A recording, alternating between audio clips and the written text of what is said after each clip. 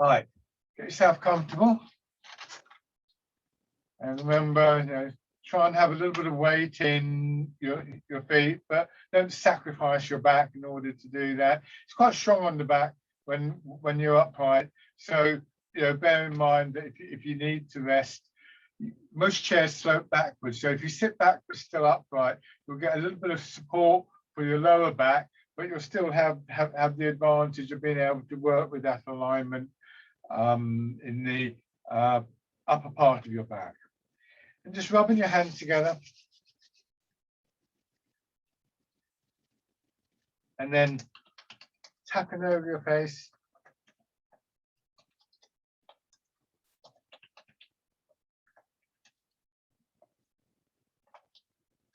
Over your head and neck.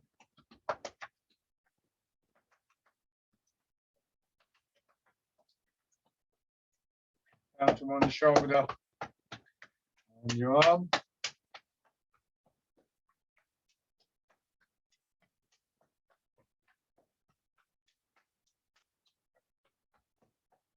The other side.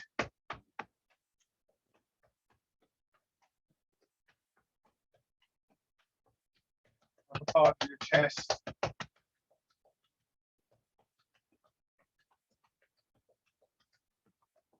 Belly.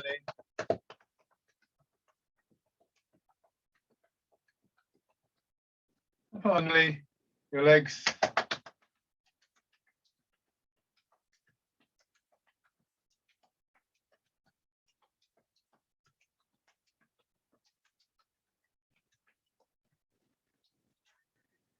Sitting back,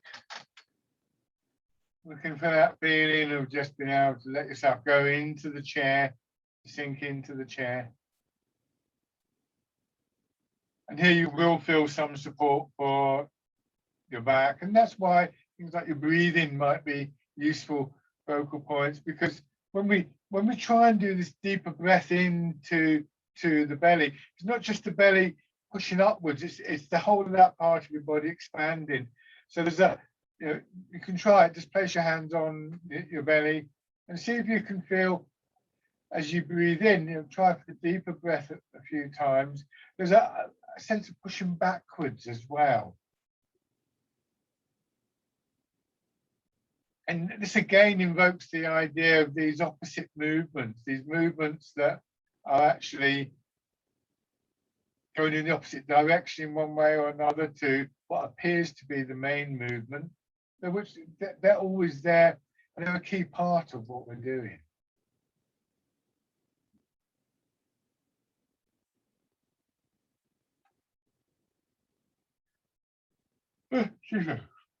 Okay, and then come into the upright position. The problem with looking at the breathing now, assuming that you are forwards in your chair, you're not a little bit back, is that backward movement, that sense of pushing from the back, somehow has to find a way to go downwards. So that's a change of direction. So the thing that would support the expansion, particularly in your belly, in the front of your body, when your back has active support, you essentially push back to push the belly forwards. But what you're trying to do now is to push down to push the belly forwards. And that's a slightly different proposition. But even so, it's possible, but it relies a bit more heavily on good posture, on posture that isn't tight, that isn't stiff, where there isn't, say, a tightness in your lower back or whatever. And just to clarify about what I was saying about the back earlier, I'll have to turn my chair around, but chairs obviously come in different designs, but you can see there's a slope there, there's a gap there, which is not helpful. But if I did feel there that I was needing a bit of support for my back, you can see there you can see better there. Just there, I've got a little bit of support, but I'm not leaning back. If I lean back in the chair, and again, you can do this if you feel you need to, but what you can't really do with most of the exercises is to do this, to do them from this position. just a simple rocking of the weight, for instance, would have to start with finding a way to really push yourself up before you could go forwards. So this, or something like this, is to represent the positions that you're looking for. But as always, anytime you feel you need to rest, and this is particularly important for your back, then rest. So whatever position you choose, come into it and begin to turn your head.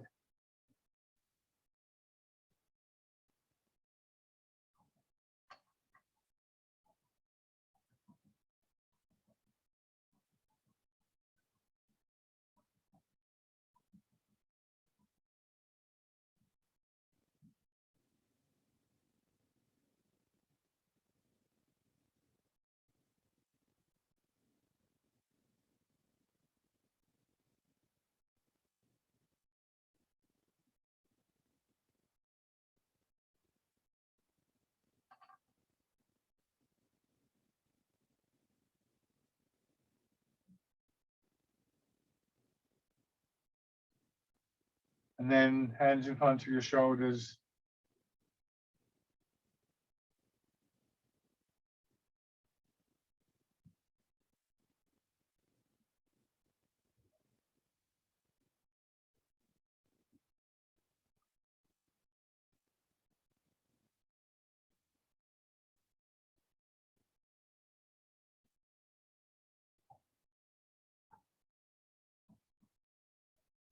And then going forwards.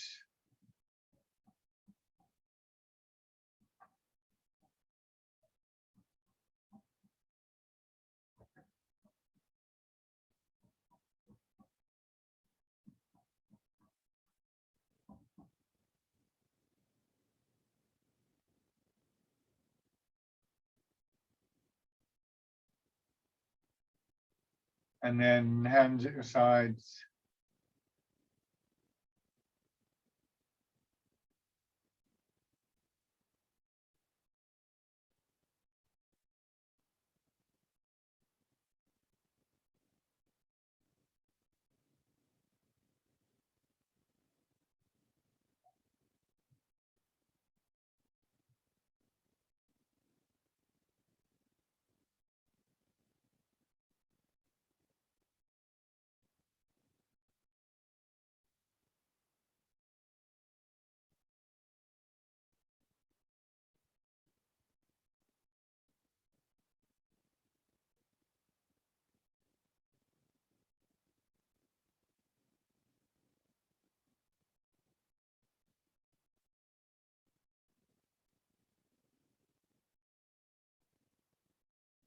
And winding around.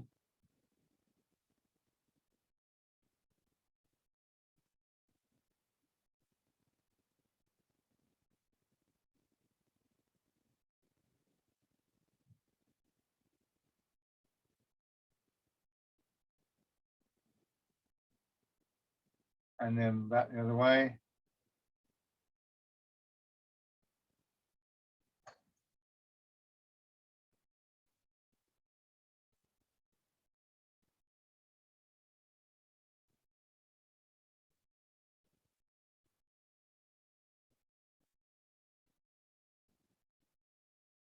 And then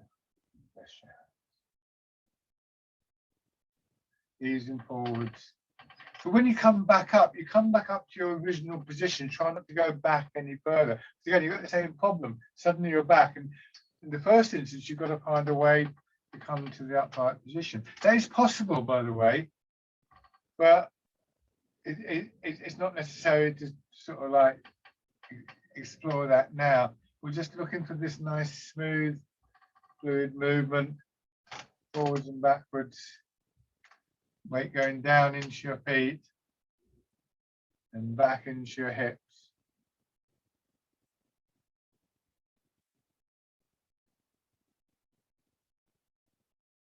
When your weight's back in your hips, something like sort of 60-40 or maybe 70-30, probably closer to 70-30, more 70% of your weight in your hips. When you're forwards, probably about 60% of your weight going into your feet, somewhere in that area.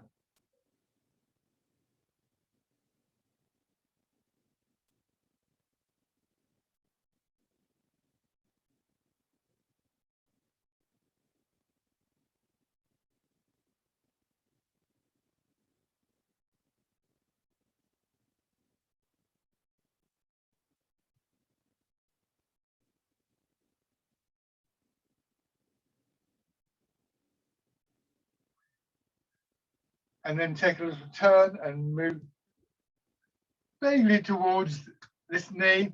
When I mean by vaguely, I mean I don't mean wobbling all over the place, but it might be that you're here, just inside the leg, rather than as far across as your knee. What you don't want to be is outside.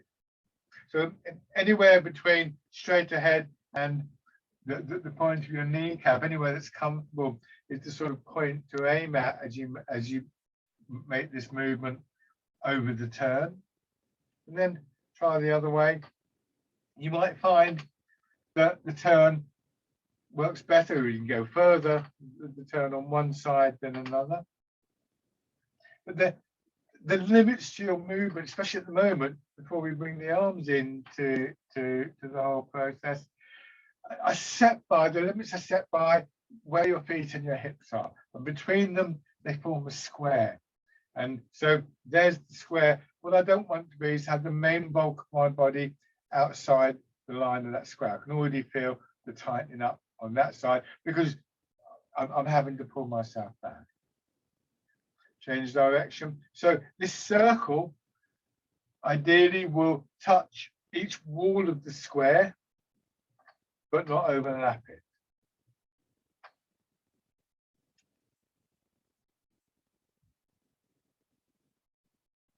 This is an essential element that offers us the possibility for the flowing quality of the movement. Because the further beyond that square any part of your body goes, the more likely it is to, well, it's not more likely, it is going to be pulled by the pull of gravity downwards without anything obvious to support it underneath it. And therefore, anything that prevents it being pulled down is going to have to come from your body. So at that point, it's very easy to find bits of your body tightening up. To illustrate that, you could just, if you held your hand there, you could probably hold it there for a fair while. My elbows down, my shoulders quite relaxed. Everything is fine. But then if I move my hand out there, as soon as I get to there, I can feel a pull there.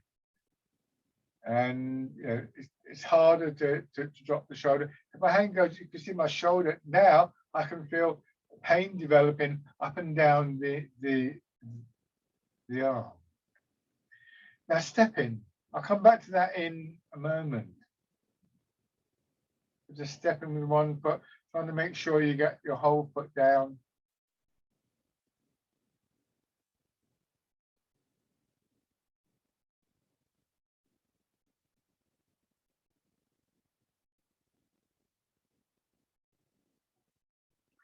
And on the other side.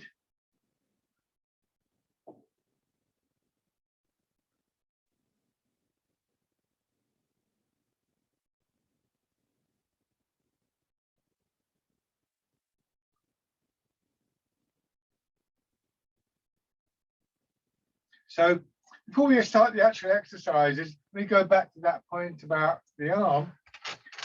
So when I do bird folds at springs, my hand's hanging from my shoulder. I've got this rotation.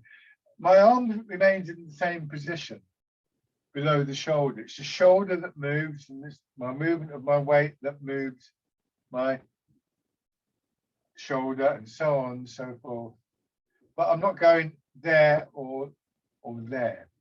When I move to fisherman cast the net, it starts like that, but very quickly you can see here and here, my arm starting to swing through a little bit more. All the time it does this, it's going further than my feet, or starts to go a little bit further than my feet. goes behind my hip. But that, if I go to here, that's fine. Yeah. If I go to here, I'm now pulling on my back. If I go halfway there, start with a bit of a pull. What I might be able to do is to relax a little bit, then I can get a bit more. But I'm always sort of on that borderline between what is quite soft and what is quite open, and what is actually going to start to tighten up. When I do pushing a wave, I'm here. That's the end of the push. If I've got something heavy to push, like imagine pushing a wardrobe or a piano, you're not going to stand a foot away from the piano and kind of go like that. You're going to go right up close to it. That's where you're stronger.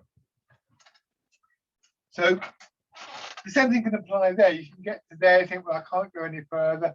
If you can let your hips sink down and just let your body relax, you can get a natural extension, just a little bit. But you should never push at those boundaries because you'll just reinforce them. So, bird folds its wings.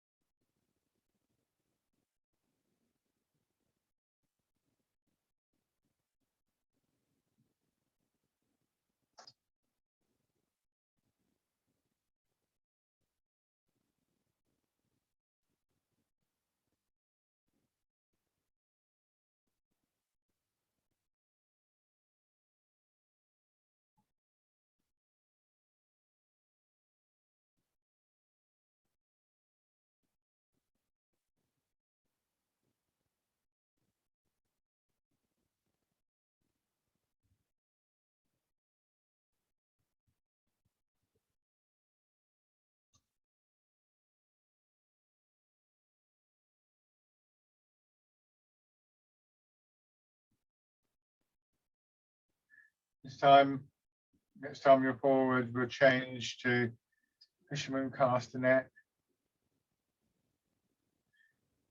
So if the arms do begin to go further, or when they begin to go further, it's a combination of that releasing in the body. A tight muscle is one that is probably shorter than it needs to be. But also the build up in general momentum. And perhaps a sort of build up in the accumulation of those smaller movements within your body. Or maybe a more emphasis, maybe just actually putting a bit more intent into your chest opening and closing than into the arms moving.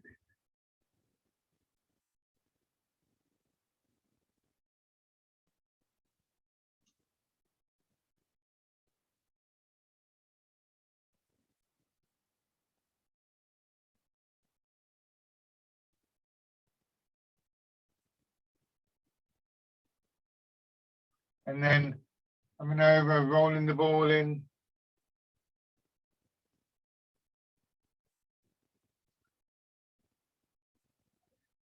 Mostly still thinking about the range of movement. Our hands don't come above shoulder height. There are some where they do, we know that. But we don't, for instance, with this one, end up there. This is the top position for your hands.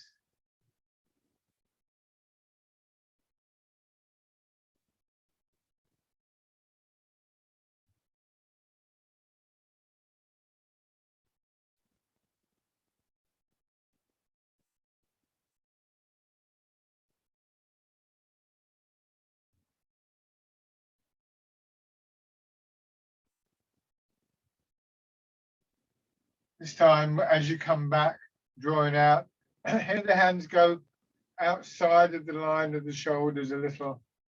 But watch how they come in. The chest contract, pulling your elbows in, and then pushing out. There's a little bit of extra opening in your chest as your hands go out to your sides. Also notice that this is where I'm going to, not here, but here.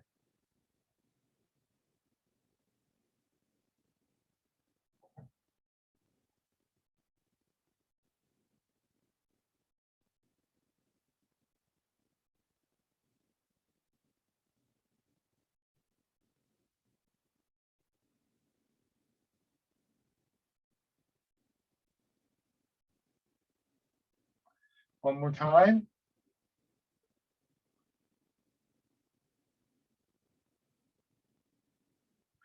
Pushing away.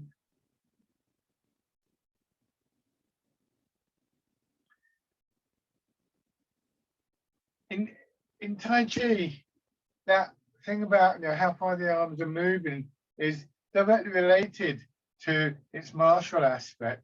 Tai Chi is classified as a close range martial art, and that means that you can comfortably get your hands on your opponent, maybe an arm and on the chest or something like that, without having to stretch out too much or anything like that. A bit like judo, if you can imagine. In judo, they're quite close together. That kind of thing.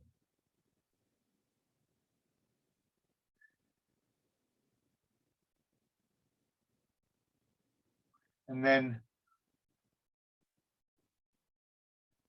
one more time, coming back and rolling your hands into a fist.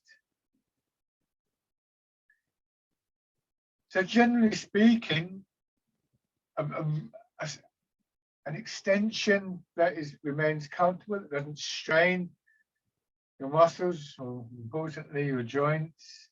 So in the chair, about over your feet, the parallel stance, not so far out that you would end up with your arms pulling on you. That will draw you over. This is the kind of usual range of the movement, up and down between the hips and shoulders.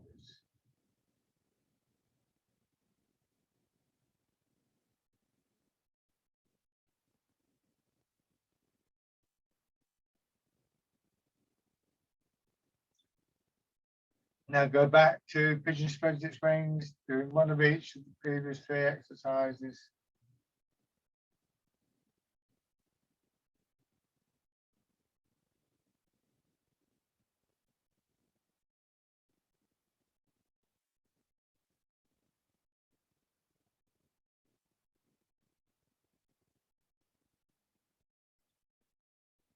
So pushing away.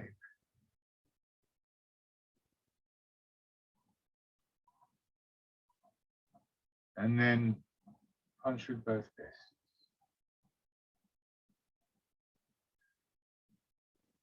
So all of them involve a certain amount of movement in your chest, and by extension, your upper back. When we do them in this sequence, that's a sort of downward gradient in how much movement there is, or how much immediate movement is felt. Pigeon spreads its wings is obviously quite a broad movement. Can be very handy to work with your breath. Here, the elbows go out just a little and then get drawn back in. Here, we don't really see the elbows go out, but this rotation will cause the chest in that point where chest meets arm to open a little bit.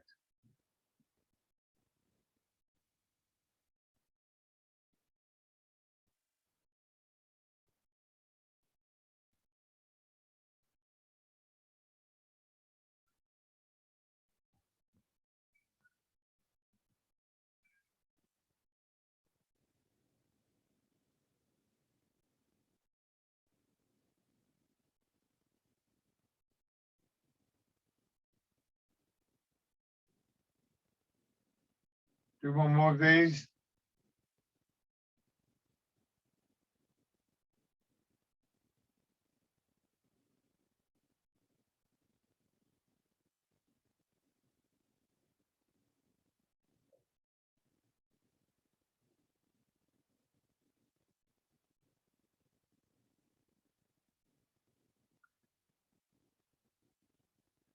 Turning your hands out.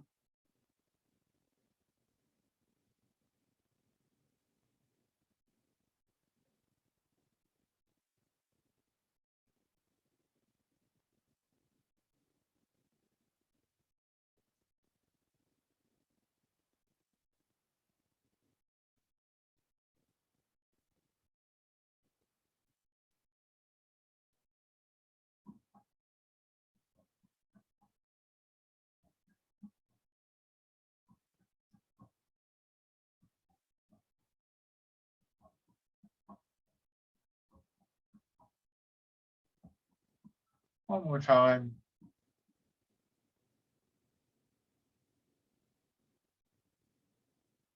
Now, in polishing the table, bring your hands back, and we do look for a little bit more extension, but not too much. I go forwards. In fact, I'm going forwards a bit further here, naturally pushes my hands out. But you can see there, my elbows are still quite soft. So I'm not doing this. It's from the side. Can you imagine that my hand was on a table here? Actually, if I put my hand on my leg, look what happens.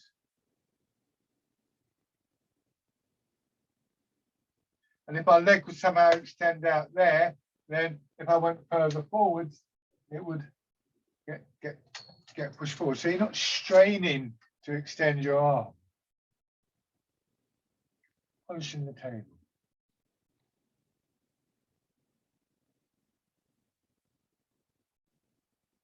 Okay. Changing direction each time.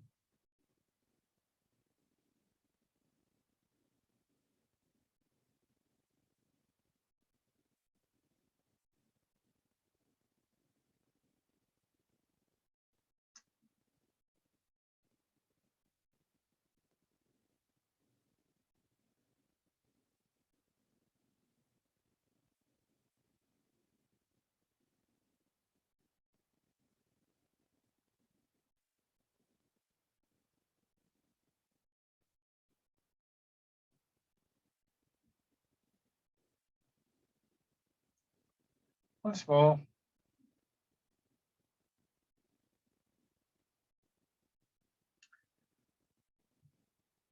Okay.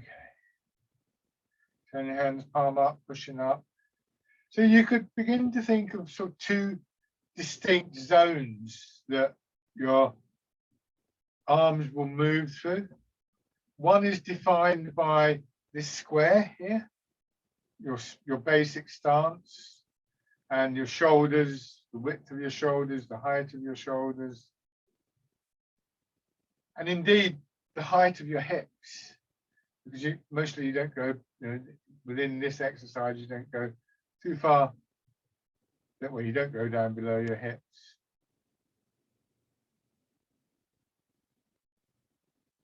But then when we do move into the wild goose, we're into what we might call an exterior zone, one that is outside the boundaries of our body.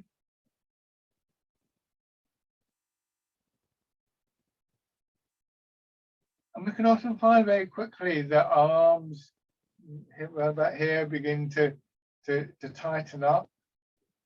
So it's quite challenging to keep that smoothness of movement and that feeling of connection from the ground while we're doing an exercise like this.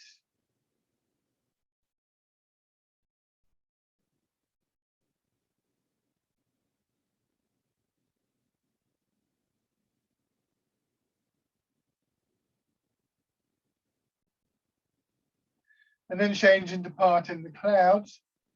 And here, the hands drop a little bit below shoulder height. So now we sink down into our hips and then push up. So these boundaries are not rigid boundaries, but again, for your hands to go up requires a little bit more of a downward pressure through your hips and your feet to balance that movement.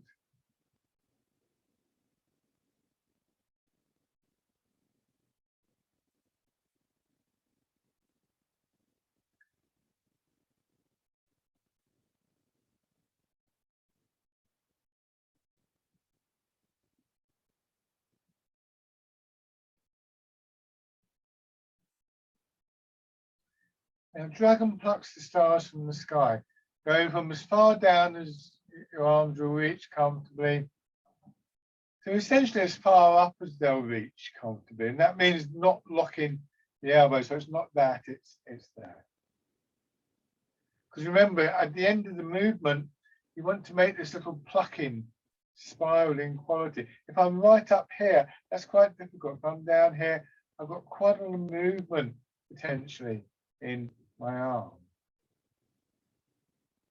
So the reason we're careful about how far we move and where the soft boundaries of the movement are is that softness is one of the key things we look for. It's one of the things that allows this internal movement, this rotating in your shoulder, and so on and so forth.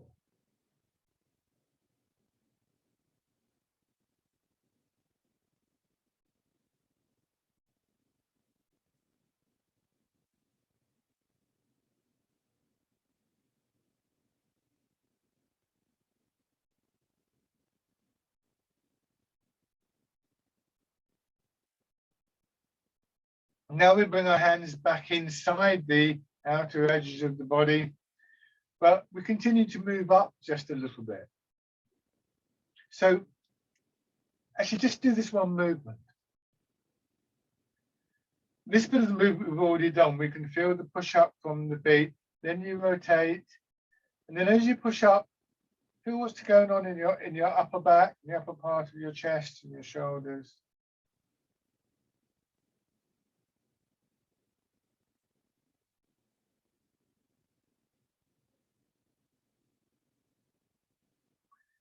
Now alternating with the sideways push.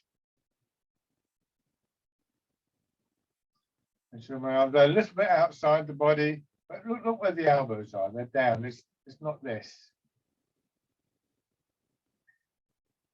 This keeps that sense of space all the way through your body, and especially in your joints. And with that space goes potential for movement, for energy.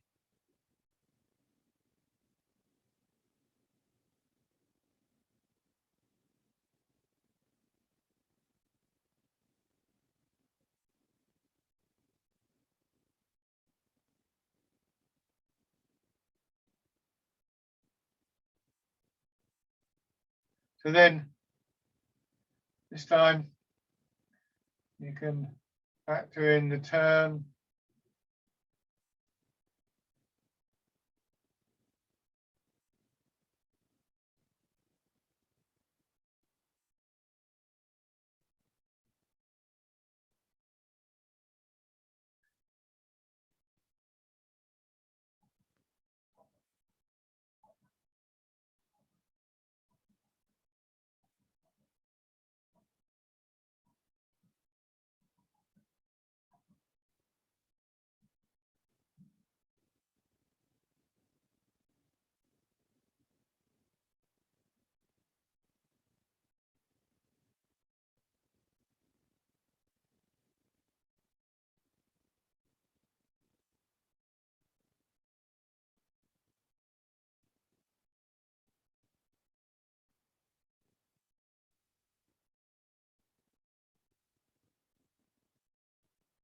This time, extending one foot. And although this will feel like quite a big stretch, actually, by extending the foot, you've opened up extra space for your movement. So it is quite strong, of course, but if you like, it's strong because there is more movement there. The thing that really enables that movement without straining your body is the position of your foot.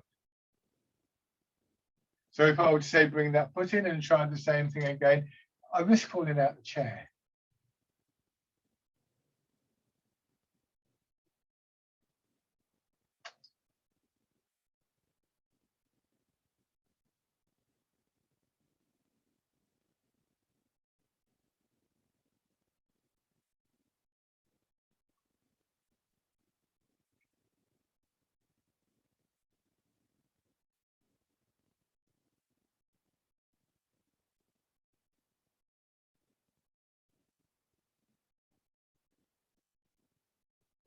and then change into grasping the tiger's ears.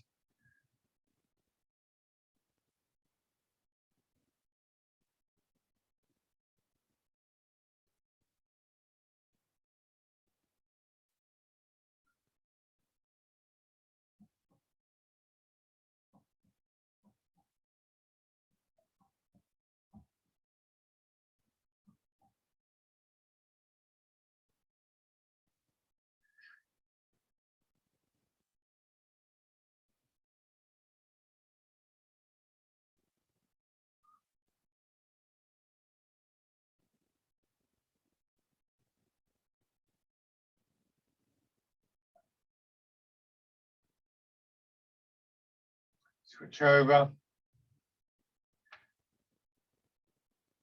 So in movements like this, we find, as we find in the standing exercises, that our range of movement is directly related to the positioning of our feet.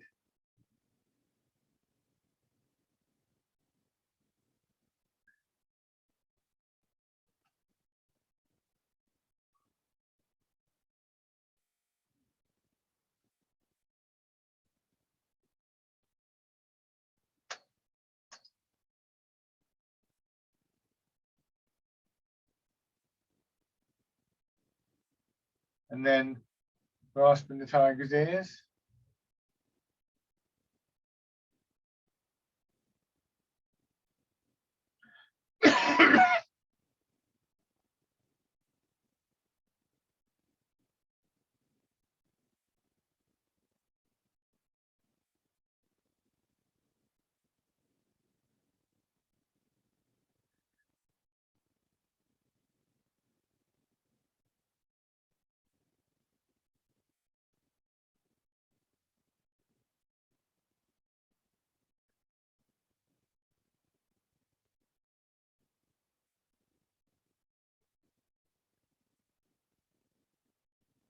Now come back. So just playing with that idea a little bit. Go back first of all to pushing away.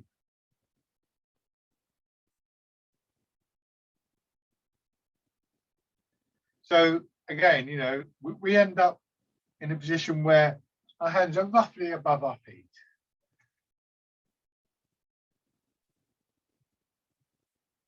But now, raise one foot, just step forward a little bit, put the whole foot down, and actually you can go a little bit further now.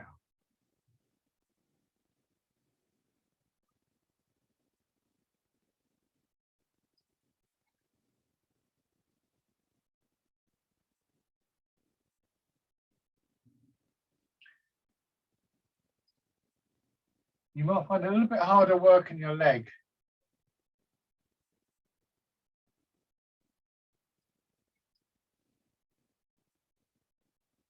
And then on the other side, just letting your hip on the side of the leg that you're stepping with, drop it into the chair. Not kind of pulling on the hip or anything like that. Remember, your body, when losing tightness, when relaxing, will tend to open up. You'll get more out of the muscles than you will with, in terms of distance, than you will by stiffening them up.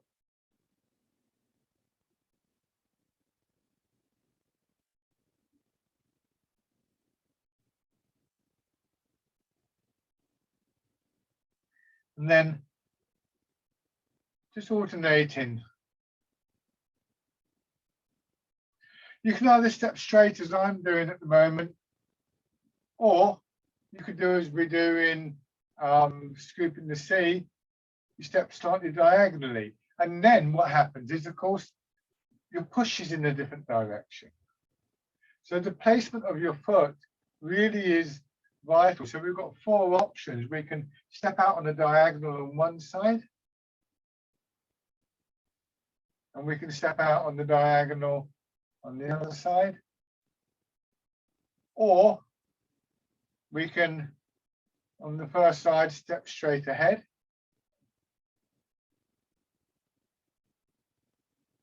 and then do that on the other side.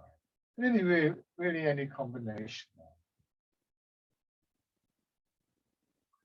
Come back and set. Rubbing your hands together again. Tapping over your face.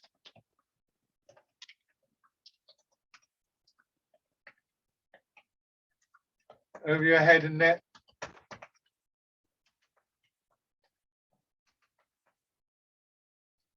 Down to one shoulder and your arm.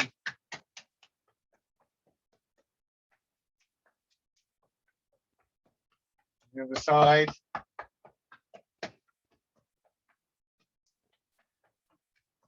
Upper part of your chest. And then your belly. Under your legs.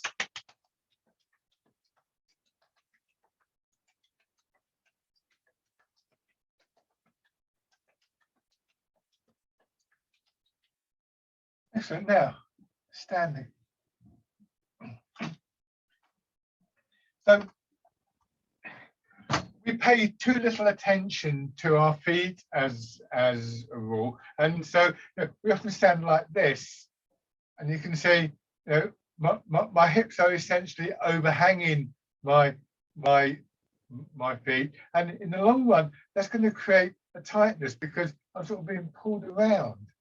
Whereas if my feet are here, then there's the support. If I'm here and I want something that's over there, if I do this, I think, oh, that hurt my back.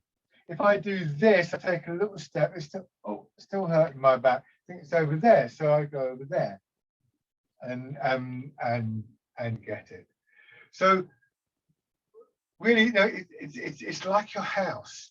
If you wanted to build an extension on your house and somebody came around and said, yeah, I can do that, I can do that, and said, I'll go and get some bricks and I'll start building the wall. You'll say, well, hold on, aren't you going to put a foundation down? Before you can extend the space in your house, you have to extend the foundation. Otherwise, if you just stick a couple of walls up and put a roof over it, you know what's going to happen. It's going to collapse. So one of the things that we pay a great deal of attention to is the stance, the feet. Hip width here, of course, we know that. But when we go into the bow stance, it's a shorter than normal step, but it retains the width of the step. But also, we need to think about the length, because if it's like this, and we go to push, I'm more likely to fall over and or strain than with a slightly longer step. There's another element here. As we get older, and especially if our stability is a bit precarious, we will take shorter steps.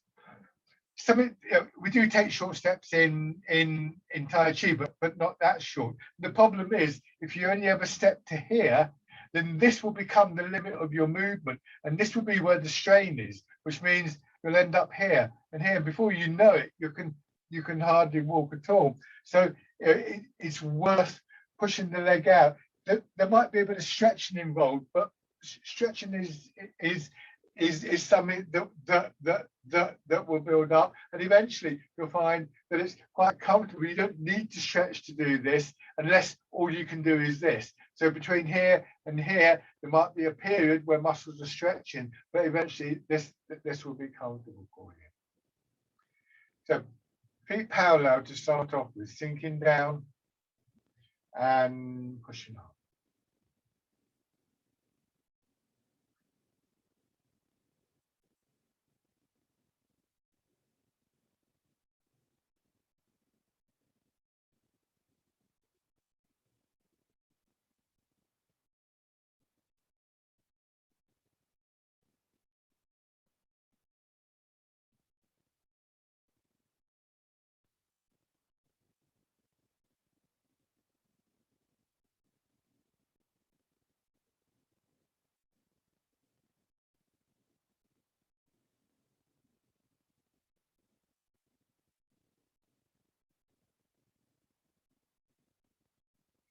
And then wild goose.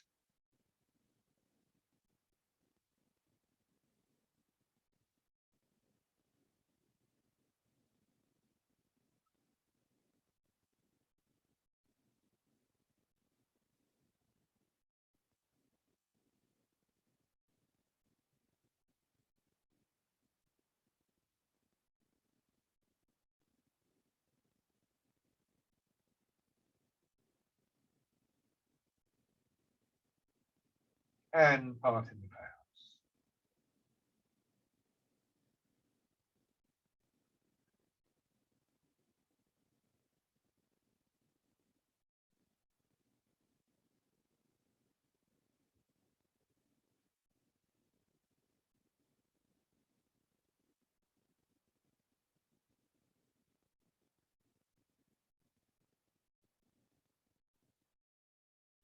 One more time.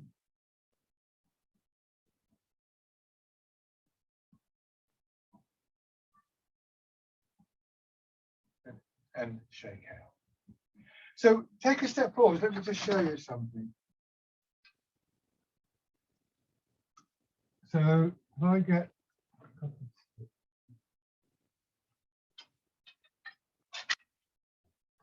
so if I get these sticks, now if I put one stick on the floor and I try and walk on it, I'd fall all over the place, wouldn't I? If I put two sticks on the floor there, I'm not going to do it. I just fall over. I feel really silly. The more sticks I would have, it wouldn't be very comfortable, but even so, if you think about it, there, I could walk across that reasonably comfortably. And that's the width of my step. So let's say, I'll move that out a bit. But when I'm here, let's adjust them. So there, when I step forwards, I'm going to turn this foot out. So that would be like that. And when I step forwards, I'm going to step forwards to here. Not as a lot of people do. And so our normal step would be here or thereabouts. But it's a bit wobbly. And a normal step would also be longer. So the longer step would have me doing that, a controlled fall, effectively.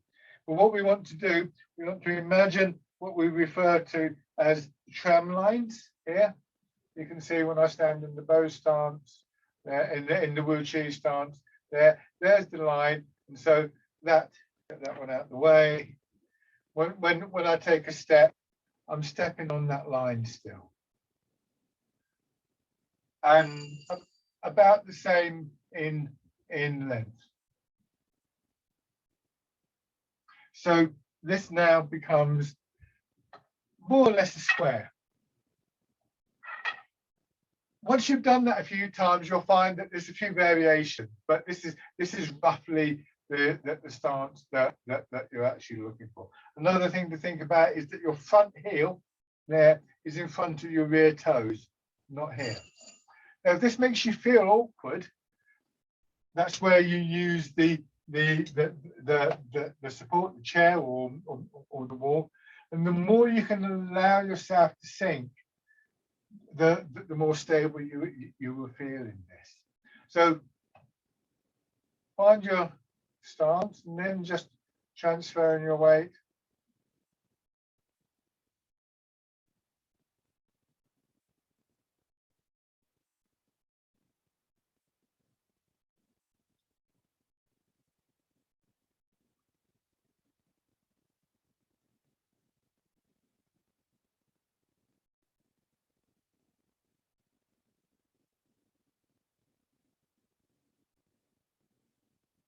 Begin to raise your toes and your heel.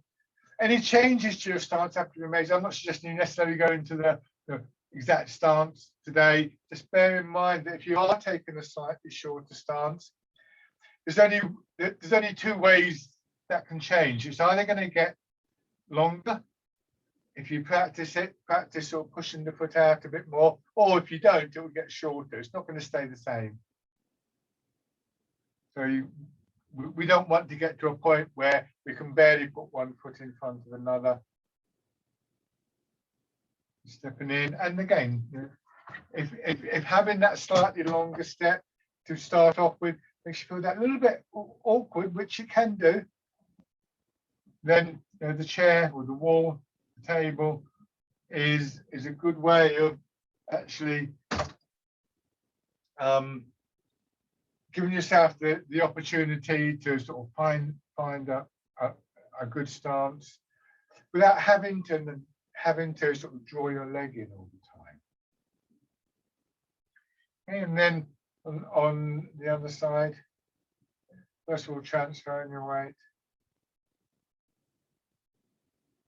We take a slightly shorter than what I would regard as a normal stance, so that we can maintain the alignment of the body. If I was in a really long stance, you can see I'm already starting to lean. I can do this, but it's a lot hard to work on the leg. But this allows for that dropping of the center of gravity. And then raising your toes and your heel.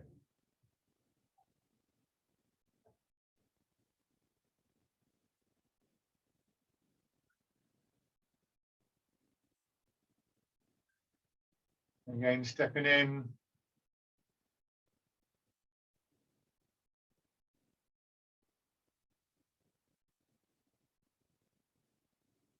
And you notice, you can see it better in my front foot, it comes in, tracing a quarter of a circle and out, tracing the circle. So it's a little bit of a movement here in your hip. And then when we go to take the full step, it becomes a half circle.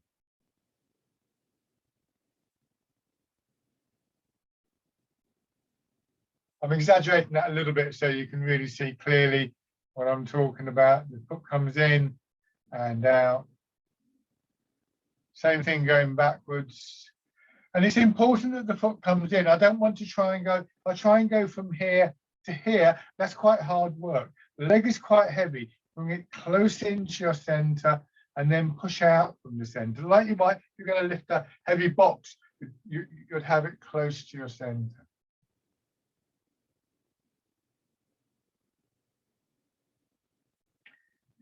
Okay, now have one foot forward, doesn't matter which one, and we're going to go straight into pushing a wave. And we're going to do what we did in the chair. We're going to do this with the step in a moment, but just get used to the movement. Again, you can see here, my hands are there, not out there somewhere.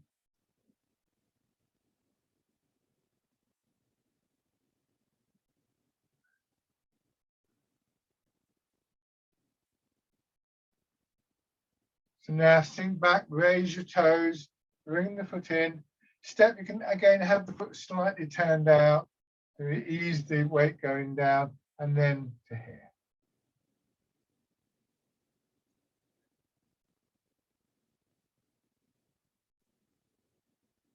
Now, when you take the step in, there'll be a slight movement forwards, or indeed backwards, but not very much. So I'm here. So when I bring the foot in, you get a build up behind the arms. It's like the strength of the body is coming in behind the arms. But what you're not doing is this, because you'll fall over.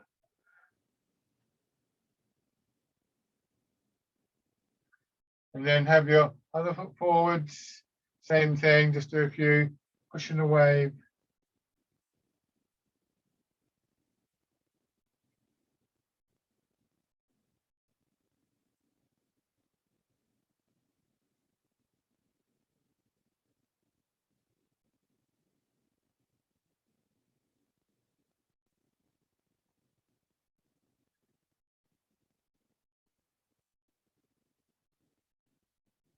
And then a few times with the step in.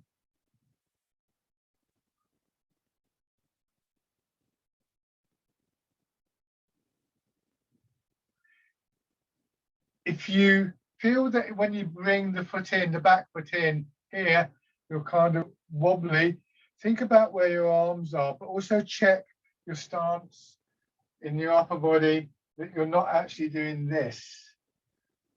You say, okay, I had to come in quite quickly with my foot then, but I'm here, shoulder, elbow, hip, all in line there. Whereas if I'm here, a bit more awkward. One more time.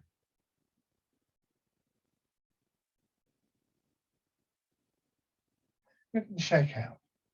You go back to your chairs. It's interesting that NHS advice in colder weather tells us to take a slightly wider stance if it's slippery.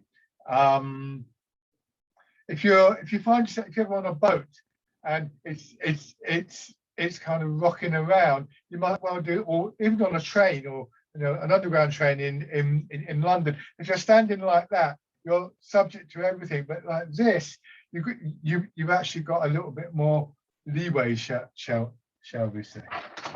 So it's an unusual feeling, and to start off with, it can be quite an uncomfortable feeling, like a lot of things that are different. But that's mostly because muscle and, to a degree, tendon and ligament simply aren't accustomed to that, and they'll need to do a little bit of extending out. And that will happen over a period of sort of like days and weeks, depends how much you do it. It will happen once they've grown into the posture. It'll feel a lot more comfortable. But obviously, do be careful if you want to work on that. Support yourself. Don't be in a hurry. So again, back to the sitting, and then embrace tiger, return to mountain. So a little bit more technical today, and sometimes that's quite a useful thing, of course.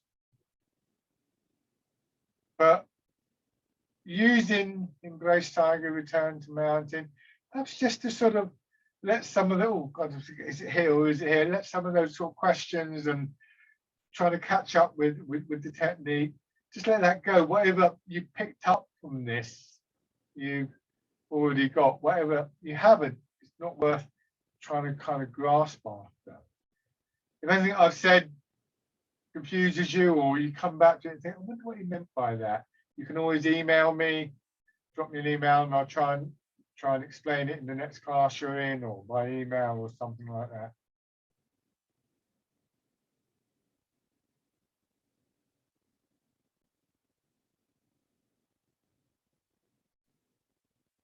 Now, just that nice sense of coming into that space that is a little bit quieter, a bit stiller, calmer.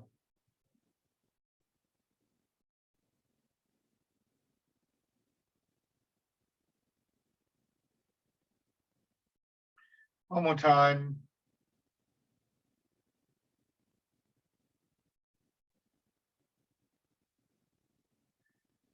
And rest.